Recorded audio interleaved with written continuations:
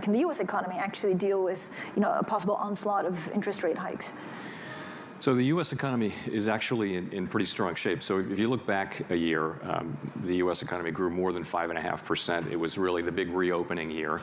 And so we had expected this year to be that growth would moderate to a more sustainable path. We also, of course, are raising interest rates, and the aim of that is to slow growth down so that supply will have a chance to catch up. We hope that growth can still remain positive.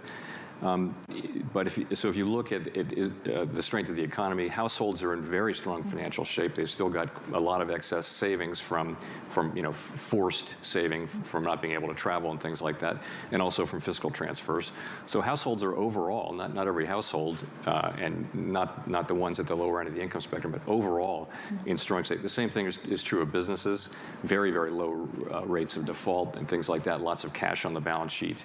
The labor market is tremendously strong, still averaging very, very high job growth per month. So overall, the U.S. economy is well positioned to withstand tighter monetary policy, we think.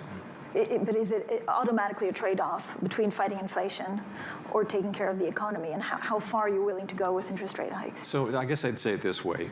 Our aim is to have growth moderate. It's sort of a necessary adjustment that needs to happen so that, again, supply can catch up. It could be supply of workers. It could be time for the supply chains to improve. So the sense of that is that if we can get, right now, supply and demand are really out of balance in many parts of the U.S. economy, the labor market being a big example of that.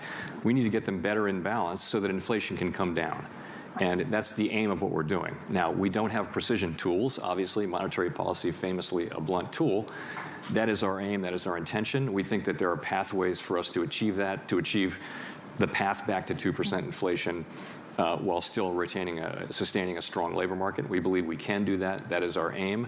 There's no guarantee that we can do that. It's obviously something that's going to be quite challenging, and I would also say that the events of the last few months have made it significantly more challenging, thinking there particularly of the war in Ukraine, which has added tremendously to inflationary pressures around food and energy commodities and agricultural chemicals and industrial chemicals and things like that. So it's gotten harder. The pathways have gotten narrower.